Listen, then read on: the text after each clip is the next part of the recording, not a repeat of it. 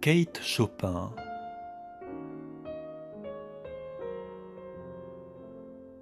Le rêve d'une heure.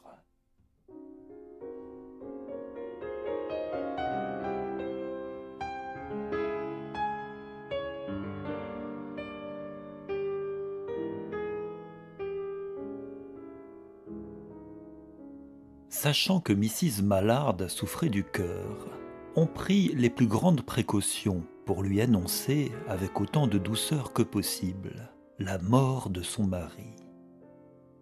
Ce fut sa sœur Joséphine qui le lui apprit, par phrases entrecoupées et allusions voilées à moitié dissimulées.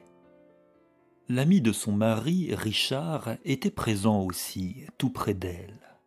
C'était lui qui s'était trouvé dans les bureaux du journal quand on avait reçu la nouvelle de la catastrophe ferroviaire, avec le nom de Brentley Mallard en tête de la liste des victimes. Richard avait juste pris le temps de s'assurer de la véracité de la nouvelle par un second télégramme et s'était précipité afin d'annoncer le triste événement avant que ne le fasse un ami moins délicat et moins circonspect. Louise ne reçut pas la nouvelle comme beaucoup d'autres femmes avant elle, paralysée et incapable d'en accepter la signification.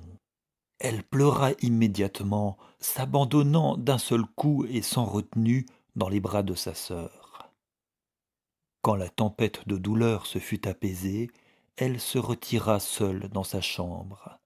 Elle ne voulait personne avec elle. Là se trouvait, en face de la fenêtre ouverte, un fauteuil spacieux et confortable. Elle s'y abandonna, écrasée par une fatigue physique qui avait pris possession de son corps et semblait se faufiler jusque dans son âme. Elle pouvait voir, sur la place carrée devant sa maison, le haut des arbres qui étaient tout frissonnants de la vie nouvelle du printemps. Le souffle délicieux de la pluie était dans l'air. Dans la rue en dessous, un colporteur vantait sa marchandise. Elle entendait les faibles notes lointaines de quelqu'un qui chantait, et d'innombrables moineaux gazouillaient sur les toits des maisons. Des taches de ciel bleu se montraient çà et là à travers les nuages, qui s'étaient amoncelés à l'ouest en face de la fenêtre. Elle était assise là, la tête en arrière, appuyée sur les coussins du fauteuil, presque immobile, sauf quand un sanglot montait du fond de sa gorge et la secouait comme un enfant qui a pleuré dans son sommeil et qui continue à sangloter dans ses rêves. Elle était jeune, avec un beau visage calme qui montrait qu'elle refoulait ses émotions et faisait même preuve d'une certaine force. Mais en ce moment, ses yeux étaient ternes et immobiles. Ils restaient fixés sur les trouées de ciel bleu là-bas au loin. Ce n'était pas un regard qui indiquait la réflexion, mais plutôt la suspension de toute pensée intelligente. Quelque chose venait vers elle, et elle l'attendait, apeurée. Qu'était-ce donc? Elle ne savait pas. C'était une chose trop subtile et trop évasive pour qu'elle puisse lui donner un nom. Mais elle la sentait sourdre du ciel, pour venir jusqu'à elle par les sons, les senteurs, les couleurs qui emplissaient l'air. Maintenant, sa poitrine se soulevait frénétiquement.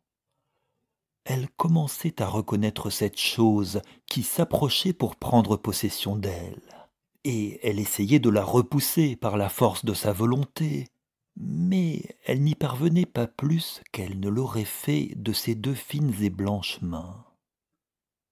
Quand enfin elle s'abandonna, un mot à peine murmuré sortit de ses lèvres entr'ouvertes. Elle le répéta encore et encore dans un souffle.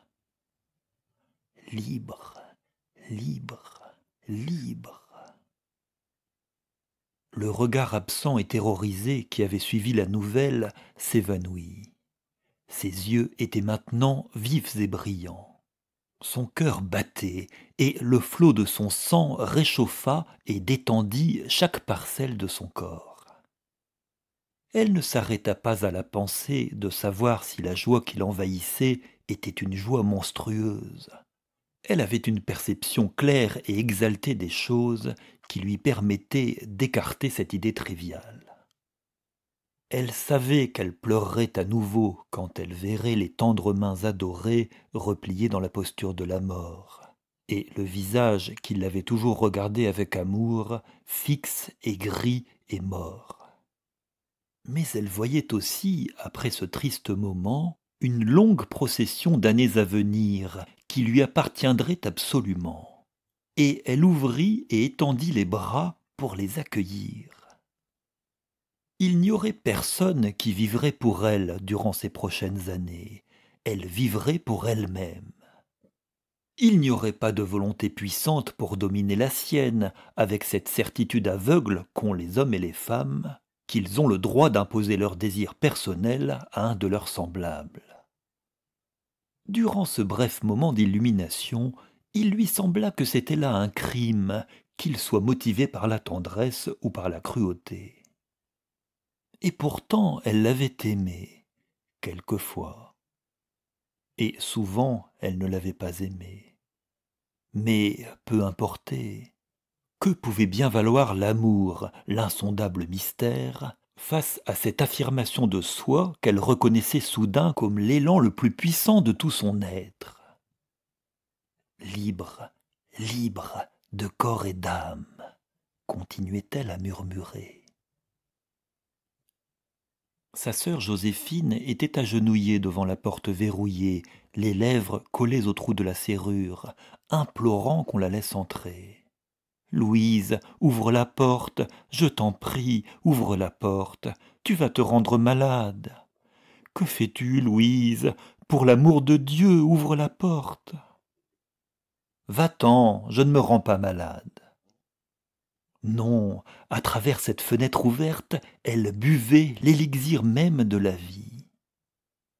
Son imagination galopante parcourait ces jours qui se trouvaient devant elle.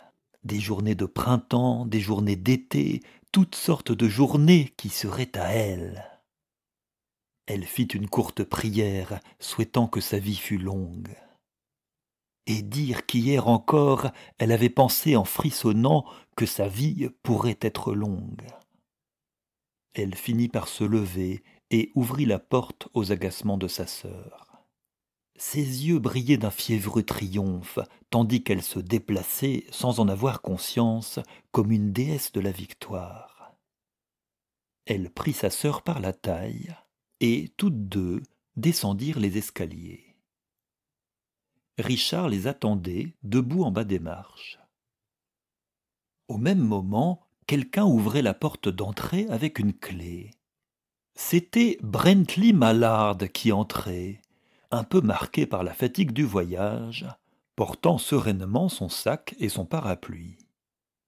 Il avait été loin du lieu de l'accident et ignorait même qu'il y en eût eu un. Il fut stupéfait lorsque Joséphine poussa un cri perçant et que Richard effectua un mouvement rapide pour le cacher à la vue de sa femme. Mais Richard ne fut pas assez rapide.